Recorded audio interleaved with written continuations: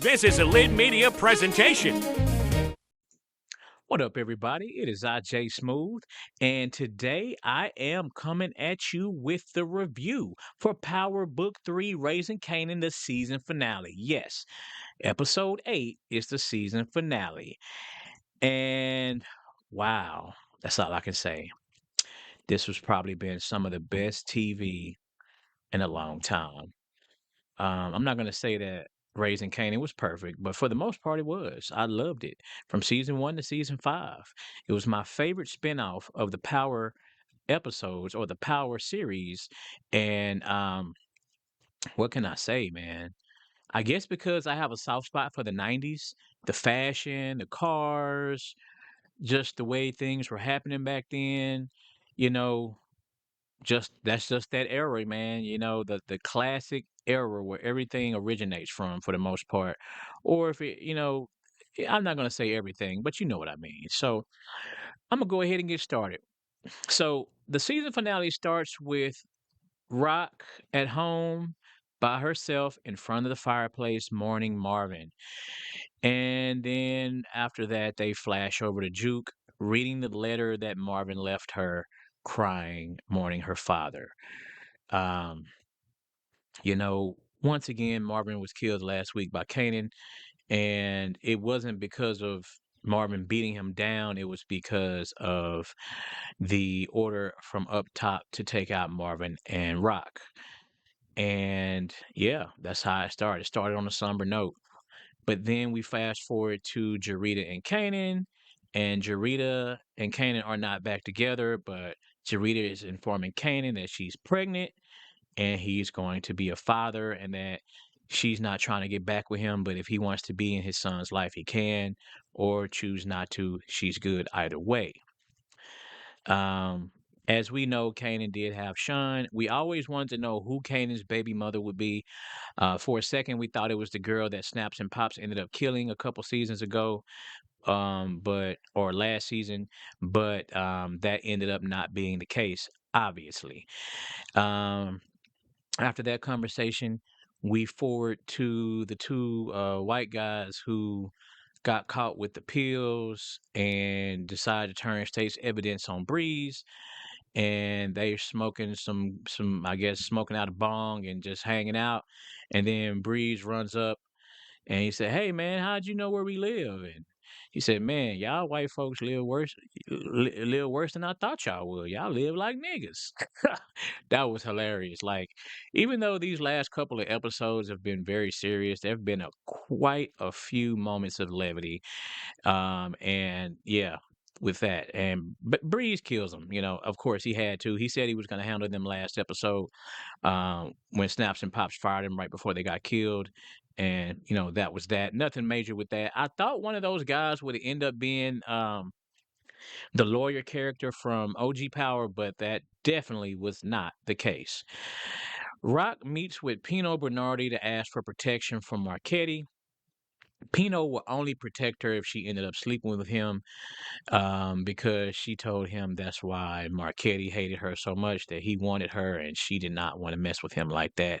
And that's what started the war. Now, I'm not sure if that's true or not. I really don't remember. I probably have to go back and watch, but that's what she told him. Pino was like, "Well, I can protect you, but not because of business. It's because of something else you can give me." And just like she did Marchetti, she declined that man's offer. She will not sleep around for protection. Got to give her props for that.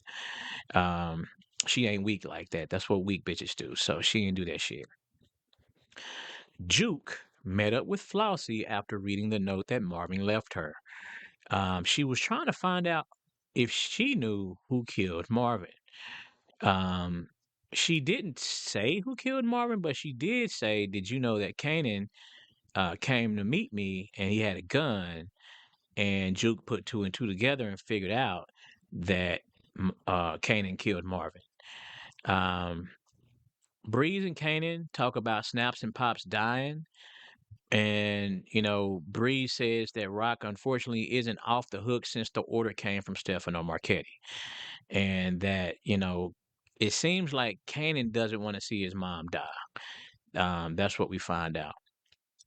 In a twist of insanity, Something that we thought we would never see. Rock met up with the feds to make a deal. She wants immunity, but the feds didn't want to guarantee anything unless the information was good. You know, they didn't want to give her a sweetheart deal for her to tell them about some murder that happened 5 years ago that didn't have nothing to do with none of the people they're investigating. So, um, she told them, "Hey, unless the deal is what I want, I'm not gonna budge." And that was the end of that. Juke met with Garcia about Marvin and Snaps and Pops' murder because he wanted to know, did he know who killed Marvin? She did at that point, but she didn't say. She said she didn't, and he asked her about Snaps and Pops' murder, and he probably suspects she did it, but doesn't know. And she played dumb, like she was supposed to. Like, what the fuck we gonna tell the police that we killed somebody for? Like, nobody does that. Agent Tanner, one of the feds, actually reached out to Kanan because Rock did try to include Kanan in her deal with the feds. She wanted protection for her and Kanan because she still loves Kanan. That's her son. And we find out why after the end of the episode. I'll just leave it at that. So Kanan tells them, "Nah, I don't want nothing to do with y'all. It ain't got nothing to do with me. I don't want nothing to do with that." And that was basically it.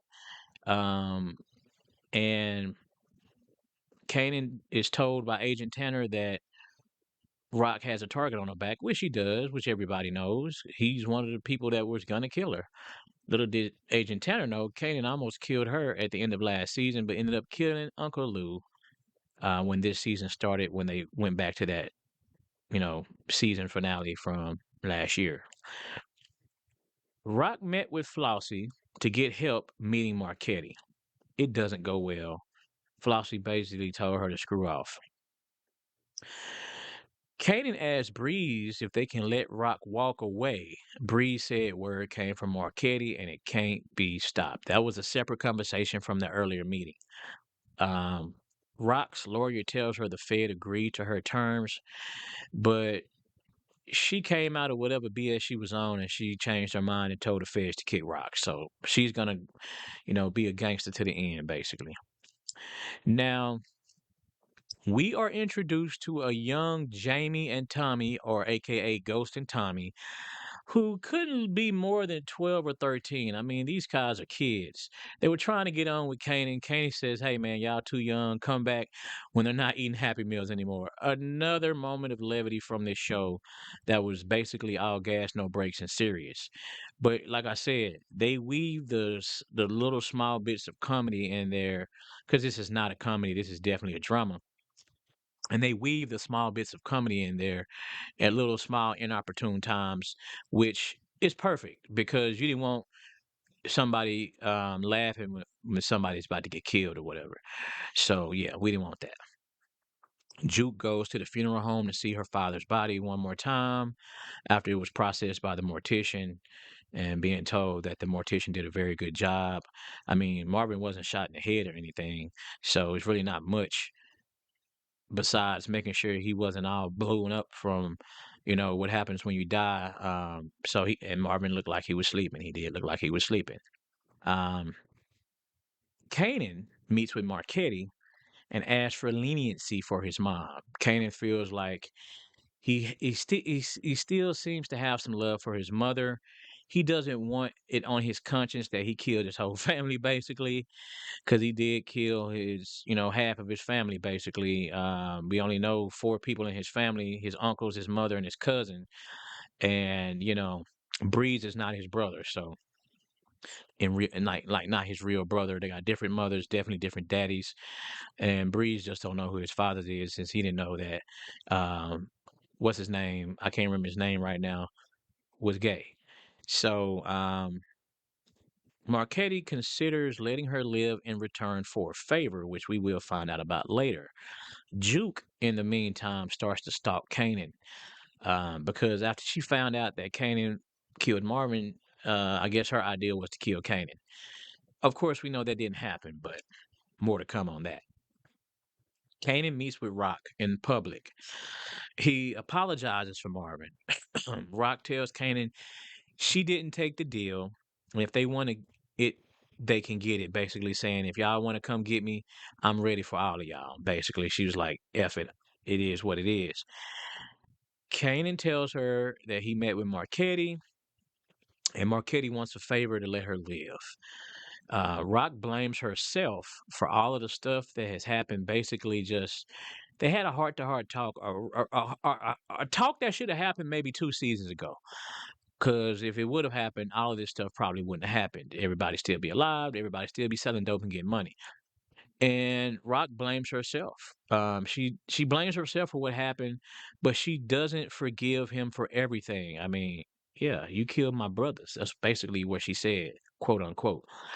And this was a good heart to heart talk. Kanan finally tells Rock his feelings. Like Kanan been avoiding these feelings, and we get it. In these streets, is kill or be killed. So he told her that, she let him down a bunch of times and explained his feelings, basically. She cried. He didn't straight up cry, but you did see a tear forming under the good eye, not the one that was still slightly red from the beatdown that Marvin gave him. Um, Rock apologized. They hugged, like they really hugged. Juke saw all of this because she had been following Kanan, and she didn't really hear the conversation, but she basically saw it. And I guess that's when she made a change about how she's going to proceed, which we'll talk about in a moment. Breeze talks with Marquetti about taking over. Marquetti's apprehensive, saying, I don't know, y'all a little young. And Breeze was like, I'm a well oiled machine on the south side of Queens, and we got this under control. As they're speaking, in walks Rock, and basically he tells her that, I'll let you live. I need you to do a favor for me. Once you do this favor, you have 24 hours to leave New York. Kanan goes to see Marvin. He regrets killing Marvin. He really does. Markelli tells Rock to do that favor, and she needs to leave New York within 24 hours after that favor. Um, Rock goes to the graveyard to see her mom and brother's graves. Lou, her mom, the grave that's being dug for Marvin. She does the favor, which was killing Pino Bernardi. That rivalry between Pino and Marchetti, which was new for this season. Basically they really hated each other, and Marchetti got it done. Pino thought he was going to get some draws, and she shot him with a silencer, so nobody heard it. After that happened, Juke went to go see. No, Juke did go see um, Rock, but not to talk. Um, she kills she kills Rock. So rest in peace to Rock. Juke kills Rock, and then she meets with Kanan right after and tells him she wanted him to feel the same pain that she feels. She wanted him to feel like to feel that he has nobody that loves him left. And he says, "Well, what if I kill you?" And she says, she don't give a fuck. Um, she don't care if she die after that. So that's where they left their relationship. Kanan goes to the house to see his mom's body, and then the show ends with the 50 Cent classic Ghetto Quran. But wait, there's more. There was a post-credit scene. It starts off in 1975. That's when Kanan was born. They're at the hospital in Queens, and Kanan is being brought to his mom after being born. Uncle Lou, a young Uncle Lou, and Uncle Marvin is there. Uncle Lou looks like he might be a teenager, and Uncle Marvin is there with baby Juke. So Juke is probably about a year older than Kanan, since she was already in a stroller and looked kind of like maybe she was about not either 9 months to 1 year old. Um, and it basically shows you where it started, the love that was in the room. They just look like a regular family, and the tragic ending of that family. It was really sad to see because it was such a happy time after all the tragedy. So that was my review for Power Book 3, Raising Kanan, the season finale, which was episode 8. We got to see a young Ghost and Tommy like I thought we would, unfortunately, or fortunately, or whatever. They were basically 12 or 13. So when Power Origins come out, they will be teenagers or young adults, probably like 17-year-olds. That's what it looks like from the previews. And then we know we have Power Legacy coming with Tommy and Tariq. So that's it from Jay Smooth. This has been an amazing final season of Raising Kanan, and I'm signing off, reminding you all to shut up and PTFO. This has been a Lit Media presentation, brought to you in part by Lit Gaming.